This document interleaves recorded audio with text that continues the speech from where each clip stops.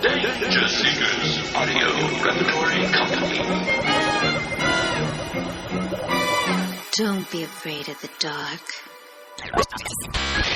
Danger Seekers Audio Repertory Company presents Tylertown, written by David Rush.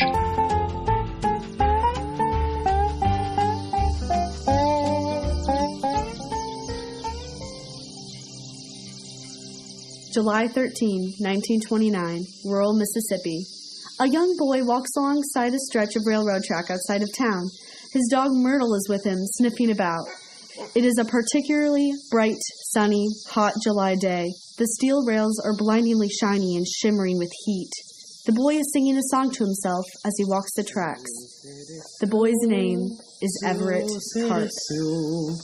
Your hair is red and your eyes are blue. I'll swap my horse and dog for you. Oh, Sue, city Sue, Sue, city Sue.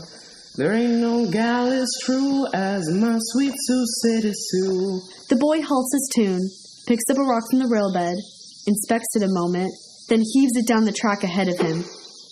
He watches it strike the ground and continues his song. I drove a herd of cattle out from old Nebraska way. That's how I come to be in the state of Iowa. I met a gal and asked her, and she said, indeed I do.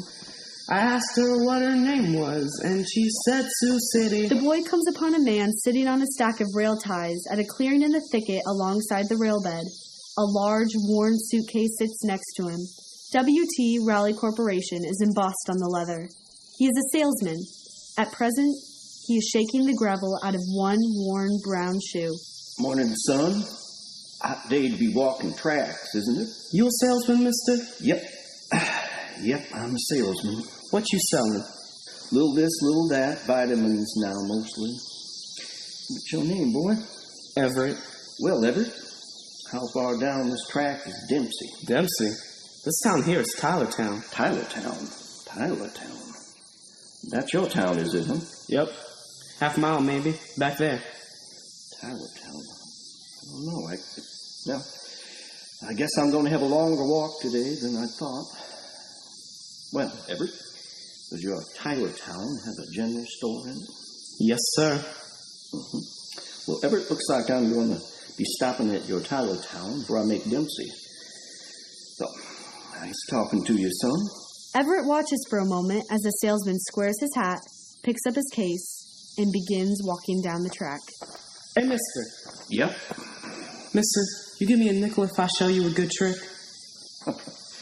You want to show me your trick for a nickel? Yep. Yeah?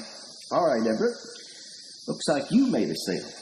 Let me see your trick. Let's sound this track a little. Oh, now. Hold the hell on a minute, Everett. How far down is this a little? It ain't far. I promise, mister. Just by that. You see that crooked tree? This sure as hell better be good, Everett. It is. The salesman follows Everett to the crooked tree about 20 yards back. Everett picks up one of the rocks on the railbed. Watch this. Everett rears back and throws a stone into the thicket. Now, that's very good, Everett. You threw that rock really far. Wait. At that moment, Everett's rock sails back out of the thicket, flying much higher, and lands in the weeds on the other side of the railbed. What? Is that your buddy in there? Come on, Everett. Your buddy threw the rock back. It's a very good trick. Now, There ain't nobody in there, mister. Mister, look. The salesman turns back to Everett as the boy reaches in his pocket and throws the nickel back in the thicket. Almost immediately, the nickel returns over their heads and clinks onto the rocks on the railbed. You and your buddy be careful on these tracks now. Mister, if I threw a nickel into them bushes, my buddy wouldn't throw it back. He'd keep it. The salesman stops cold. He sets down his case. Who's in there, Everett? I done told you, mister. It ain't nobody in there. It's just you and me out here. There, you try it now. Throw that wood as far as you can in there. Hard, too. The salesman rears back and, with all his might, sends the stick flying far past the edge of the thicket. Instantly, the stick returns, sailing over their heads into the woods on the other side of the track. It's just me and you out here. The salesman removes his hat and places it on his case. He mops his forehead with his handkerchief and heads toward the thicket. Well, I cannot head out of here till I see what's doing that. Wait, where are you going, mister? I gotta see who or what is in there before I go. Mister, you can't go in that thicket. Not you or me or nobody. Why the hell not? Because nobody ever come back, mister. Yeah, right. I'll be back in a minute.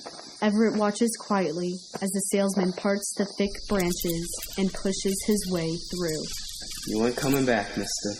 In that instant, high above the edge of the thicket, a pair of underwear hurls through the air, then trousers.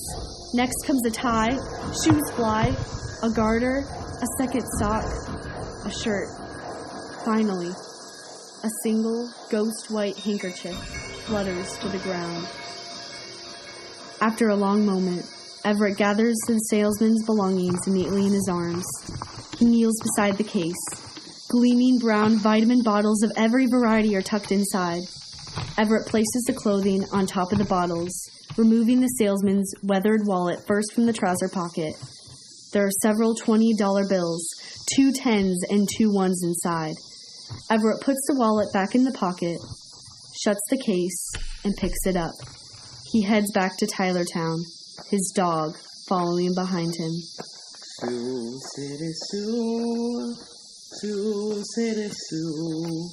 Your hair is red, your eyes are blue. I swap my horse and dog for you. Oh, Sioux City Sioux. Come on, Myrtle. Sioux City Sioux. There ain't no gal as true as my sweet Sioux City Sioux.